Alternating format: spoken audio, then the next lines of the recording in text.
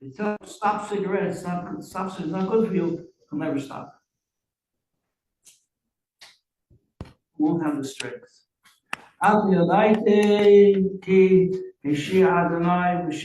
saves his anointed one.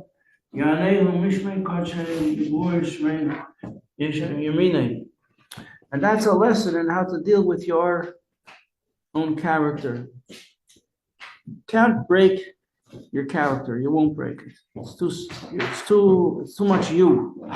But a little bit, you can steal a little bit from your Yetzer Hara, a little at a time. And then he'll say, hey, it's pretty good like this. I'm so proud. Now I go a whole day without a cigarette. I never stopped smoking. I never stopped. Just I haven't had a cigarette in about 45 years. But I knew if I stop, I won't be able to keep it up. I'll break it down. Then there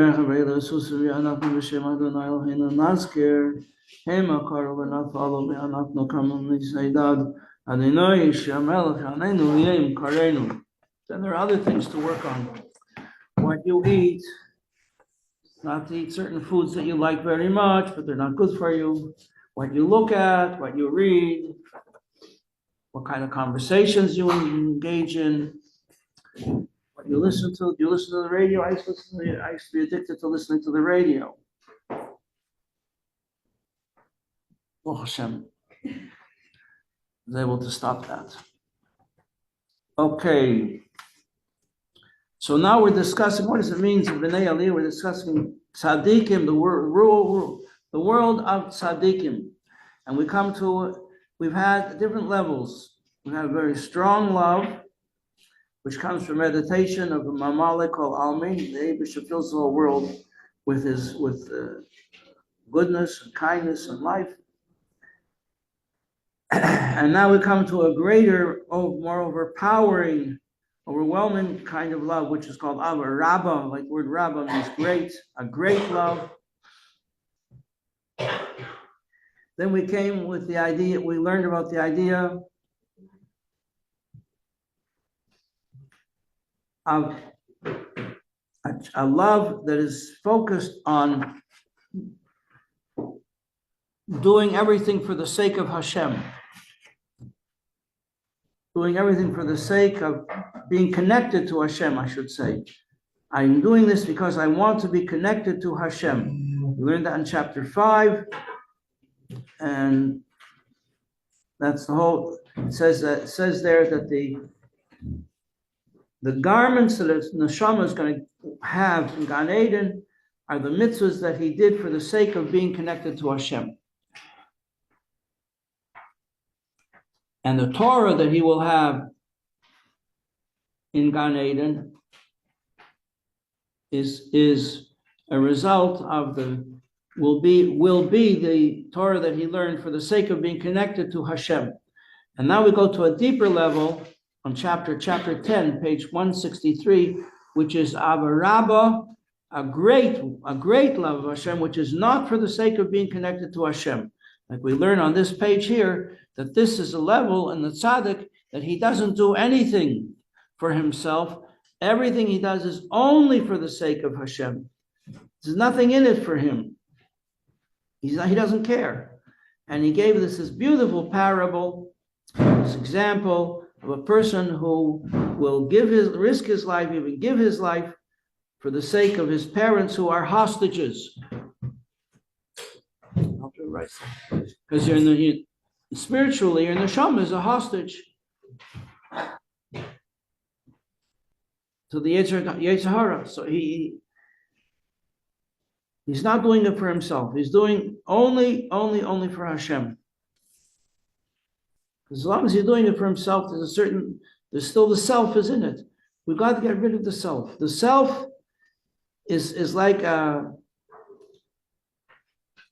barrier between you and God. As long as there's sense of self, that excludes the Eibishter. We don't want to exclude the Eibishter. And this is referred to, this level of a tzaddik is referred to as a b'nei aliyah, a master of ascent. Here, in English, page 161 at the bottom, motivated only by a desire to please Hashem and make his presence felt everywhere.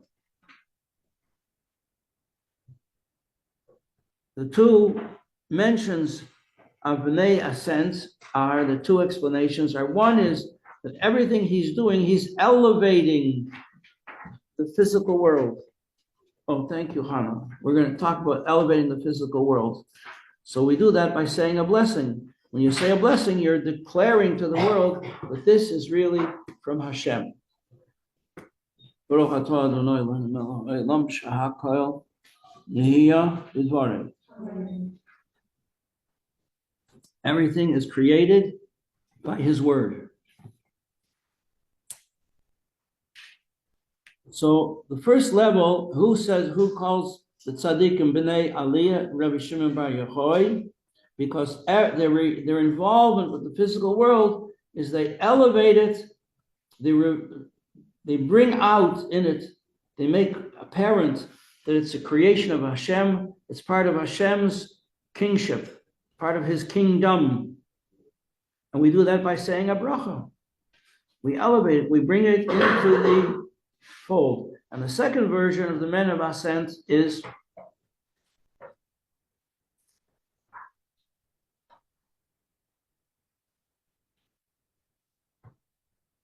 that everything is being done for the sake of Hashem.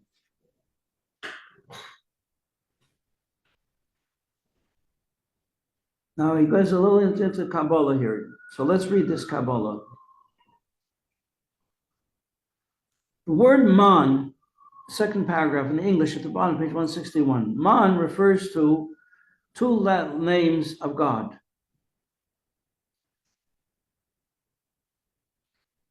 No, man refers to Mayan Nukrin, which is feminine waters. In other words, that means the physical world is an expression of Hashem's influence. That's called in Kabbalah feminine waters.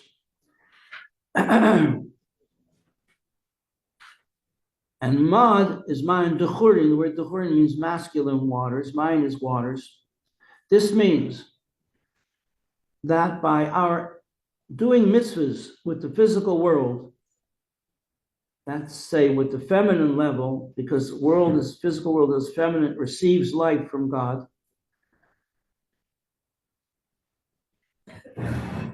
And through our saying brachas and doing mitzvahs, this directs the holiness in the world towards Hashem. So the person doing this is a master of ascent. And what happens when you do a mitzvah? You elevate the physical world to a spiritual level. So then there's a reply from the spiritual level that there's a reciprocation of blessings that pour down from heaven. And the reciprocation is much greater. In other words, the result is much greater than the input. More than we put into it, Hashem gives us back in terms of blessings. And that's called masculine waters. So the man, which is our elevation of the feminine waters, which is the life energy in the world, causes blessing to come into the world, which is masculine waters descending from on high. Like if you can imagine that we have a big picture here, hanging on a hook. Oy, I didn't mean to do that.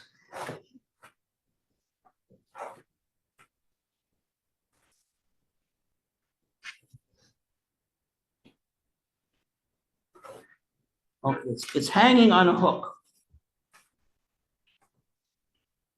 And I'm going to push this a little bit down here. Just by moving a fraction down below, it's going to cause, unfortunately, a big downflow from on high. And that's what happens. By our doing a mitzvah, which is really a little thing for us, like saying a bracha, greeting someone with a smile, like the rabbis say, greet every single person, the saver from them yofis. You should greet everybody with a smile. This causes a tremendous downflow of blessing from above. Okay, let's look at the Alter Rebbe's words. How do we reconcile these two explanations of why a tzaddik is a master of ascent? He says they both go together. Shnayim Arlim B'kana Echas. They both go up. They're complementary. They each one strengthens the other, because by refining the good in Klippas Noiga, by doing a mitzvah, saying a blessing, we reveal and extract the good that's mixed up with everything in the created world. Everything good, since the sin of the eating of the tree of good and evil, everything in the world is a mixture of good and evil. Some predominantly evil, some things predominantly good, some things different percentages, this and that. By doing a mitzvah, we bring out the good and extract it and reveal it in the world. The source of life in the world is, you recall, Klippas Noiga. It's from Klippa, because it hides God. But Noiga is the godliness that refers to the godliness that's in it, which we bring out through doing mitzvahs and saying brachas and learning Torah. So this, by doing a mitzvah, saying a bracha, we elevate the feminine waters. Feminine waters is Mayan Nukvin. Word Nukva is like the word Nekeva, which means a feminine, a woman.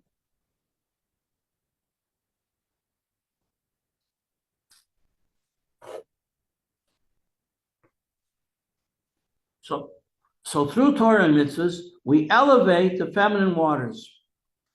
And this has an effect on high, has an effect in heaven, in higher realms, so as to cause a reciprocation from on high, blessings to flow into the world, which are called in Kabbalah Mayan Duchurim, masculine waters. And this is symbolic of human relationships. There's a mashpia and a makabel. So when the makabel, the receiver, does something, takes an active initiative, it's because they're inspired, first of all, sort of from the mashpia. As a result of the hashpah, the influence of the mashpia, they do something positive. They make their own contribution to life. And this causes an even greater hashpah from the mashpia.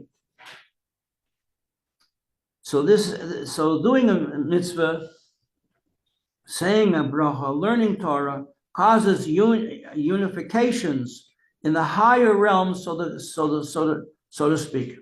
The higher realms are symbolized by the idea of masculine waters, which then descend in a great measure into this world. Third paragraph. All the mitzvahs that you do, which are referred to as masculine waters, are all waters of kindness. Meimei chasadim. They are full of waters of blessing.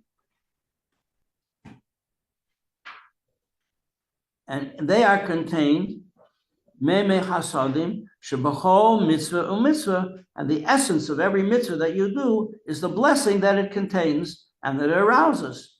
So these are sourced in the Ramach mitzvahs asay. There are 248 positive mitzvahs.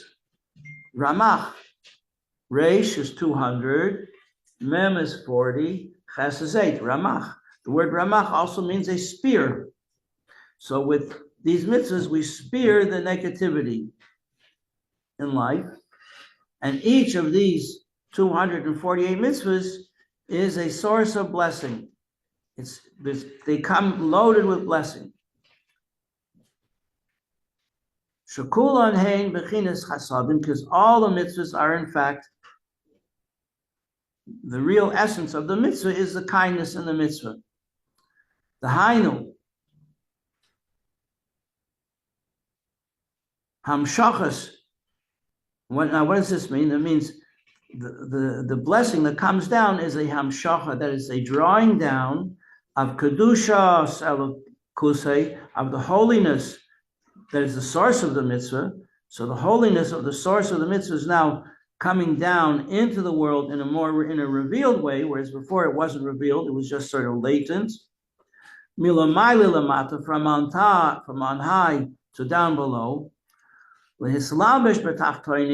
To be revealed now, to enclose itself and be revealed in the realm of people's lives.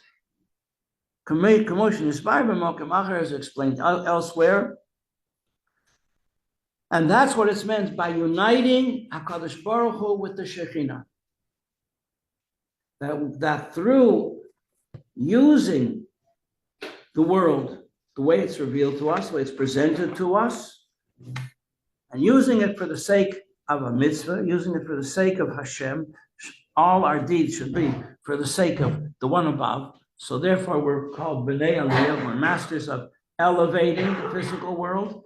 The physical world gets its life from what's called the Shekhinah, which is the revelation of God, but the source of the revelation is God Himself.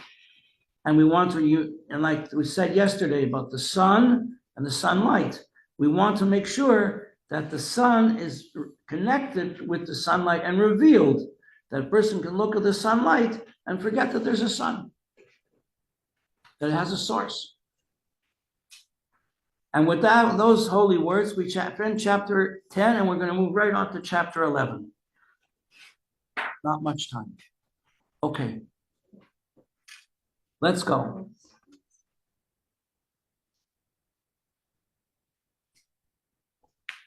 So we've spoken now about the Beinani. We've spoken about the Tzaddik. What's the difference between a Tzaddik and a Beinani?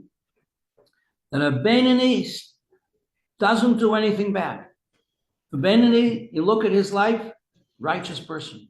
Everybody would say he is a righteous person. Well, we would even say he's a Tzaddik, but he's not. Hashem knows he's not. And he knows he's not. Why? Why does he know that he's not a tzaddik? Because he still wants things that he knows are forbidden. But he struggles with himself not to have that cigarette.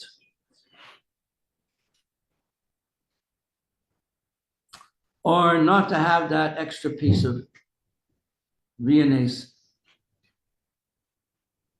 a piece of cake on the Viennese table. Or to listen to some conversation. Not really focusing on it, just sort of listening, catching a few details here and there. He knows a tzaddik wouldn't do it. Tzaddik doesn't hear. Tzaddik doesn't hear negative things. Once a person went over and began to speak to the Rebbe about a certain problem involving certain people, and the Rebbe said, "Huh?" To repeat himself in a louder voice. The Rebbe said, "Huh?" Repeat himself a third time. And then the Rebbe again said, "I don't hear you, and I'm not going to hear you." Another story like that. It was discovered at one point that the Rebbe Rashab was deaf in one ear. Why was he deaf in one ear? When did he go deaf? Happened that there was some people. There was a farbrengen taking place. There were some people talking in the next room, and he didn't want to know about it, didn't want to hear about it. He turned off his hearing.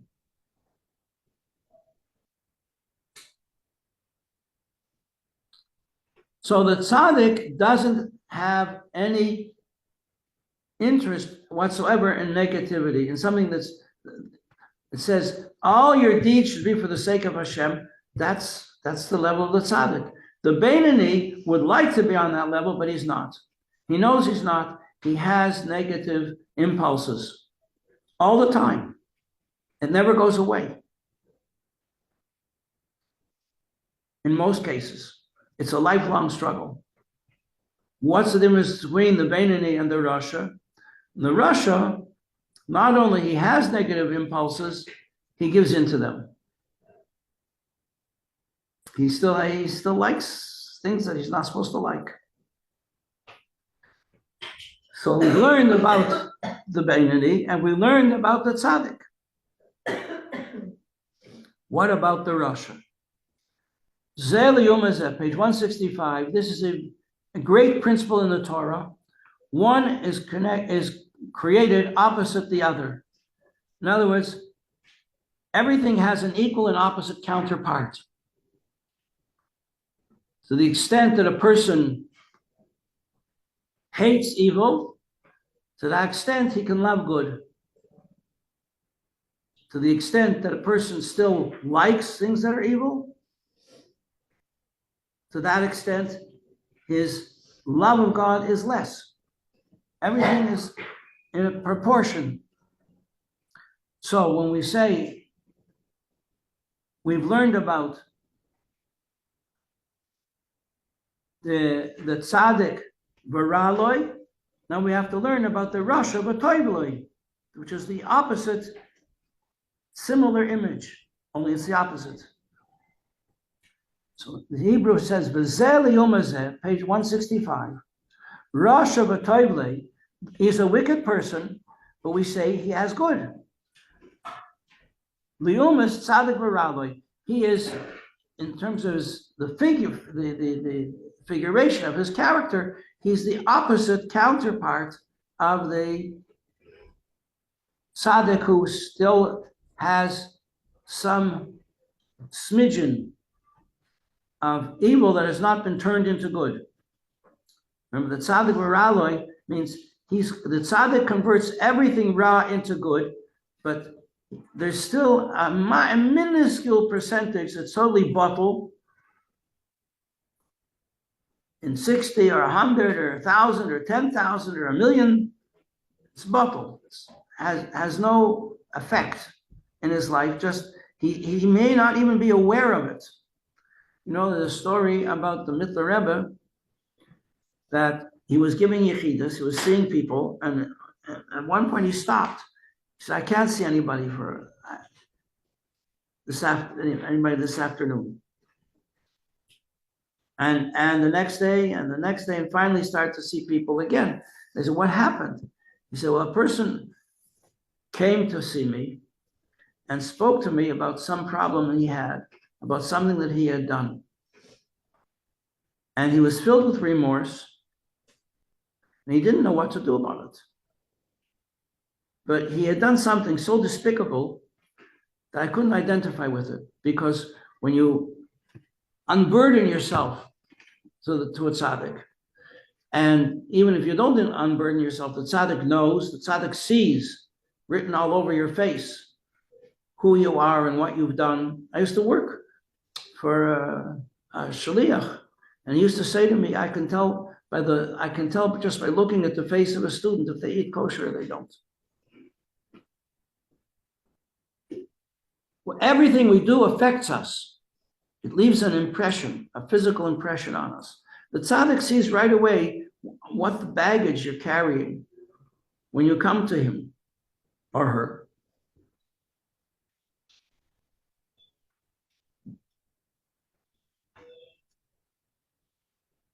So in the tzaddik, there's some minuscule amount that has been converted to, and not been converted to good. So the Mittler Rebbe, when this person opened up his heart to him, the Mittler Rebbe was so shocked, he couldn't identify with it.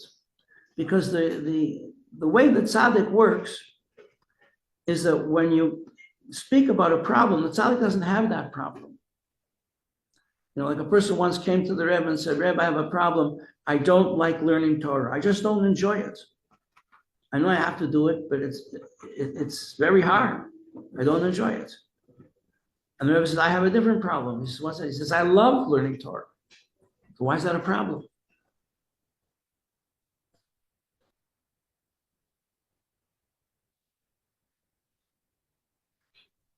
because he's just doing it for himself. He's not doing it for himself, for Hashem.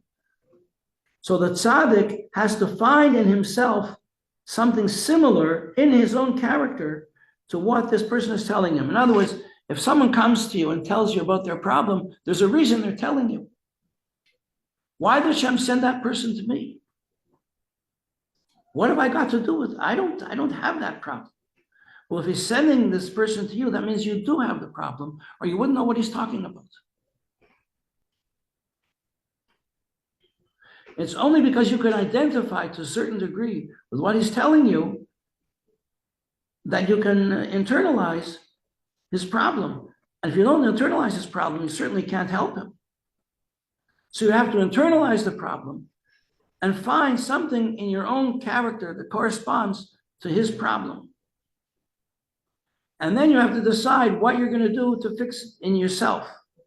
And then you give him something on his level that's similar. Remotely similar, but similar. So he can participate, and together you're going to fix this problem. You're going to fix it because it's revealed something in you that you weren't even aware of. This is the point I'm getting at. That a person can have things in his character that he's not aware of. And the Mittler Rebbe was so shocked by what this person had done. He had never met anybody who ever did such a terrible thing before. He was so shocked by it, he couldn't identify with it. And since he couldn't identify with it, he couldn't help the person. And since he couldn't help the person, there was no point in going on with the Yechidus. Until he said, well, he searched and searched in his heart, couldn't find anything similar, and said, well, there must be something there that I can't possibly uncover. So he began to pray to Hashem to purify the hidden evil that must be lurking in him that caused this person to come to him. And then he said, now I can go on with Yechidus. So this reveals to us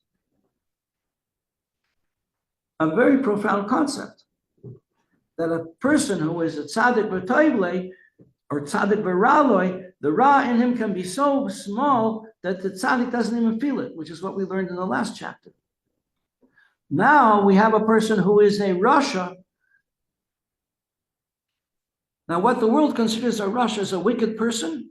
It's not the Tanya is not referring to a rasha, which means a wicked person, as someone who's doing bad, who's a gangster, or a criminal, or a murderer. But someone who, from time to time, does something against halacha.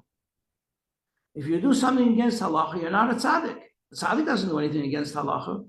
The Beinoni doesn't do anything against halacha. So who is this rasha? This rasha, someone will think that he's a very holy person. He looks like a holy person. He behaves like a holy person. But he knows that he has his problems. And they're not on display. They're not for everybody to see. So sometimes a person that you admire and you think is a righteous person could lose his temper. Huh? You know, losing temper is being impatient. It's like worshiping an idol. What are you impatient about? What are you losing your temper about? Do you think there's not a God in the world? Did Hashem not arrange this situation? Is Hashem not controlling the world? Is there some other God?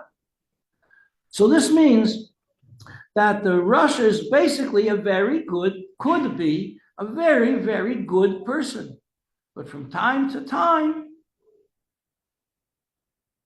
he could indulge in something negative. So what do we have here?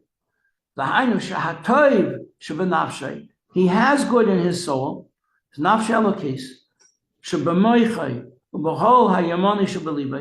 good is there intellectually. He's committed to a good life. In his heart, he wants to lead a good life. But the good in him is but sometimes the good succumbs to the influence of the Yetzer Hara, Shmi HaKlippa, Shebachol HaSmoli, which is on the left side of the heart from Klippa. And this subdivides into tens of thousands of distinct levels. Just like we saw by the tzaddik. So now we see the other side, that by the Rasha, he's basically a good person, but a little bit, every now and then, on one of the levels possible, he succumbs to the evil in the left side of his heart. But don't you do that. You should have a wonderful, happy Purim. Enjoy doing all the mitzvahs of Purim at a time when, in fact, we even lose the distinction. You know, there's an amazing gematria that the Hebrew words for blessed be Mordechai have the same numerical value as cursed be Haman.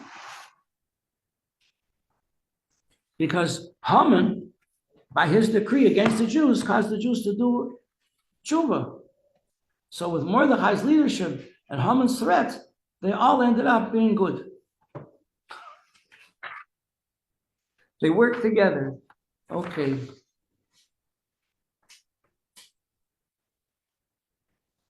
So we reconvene when? On Monday?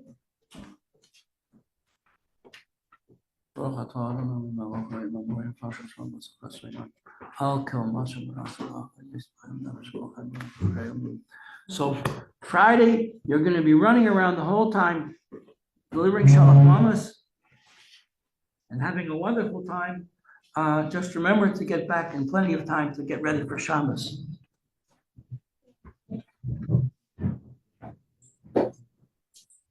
Thank you.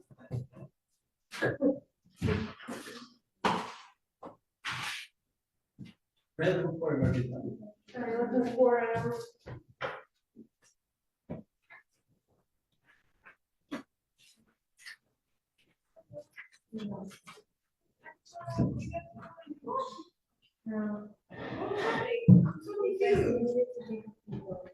Wait, so you do? Yes, I did the first one. Who's going to try to do? We. No, he's safe, so I actually did the other side. I'm not going to get it. Oh. Wait, actually, I'm not going either? Yeah. Oh, you wanna, you were on the list. Really? The first one's yes. It's not all. Anybody said, do you want to come? Whose list is it? His? He sent it to you?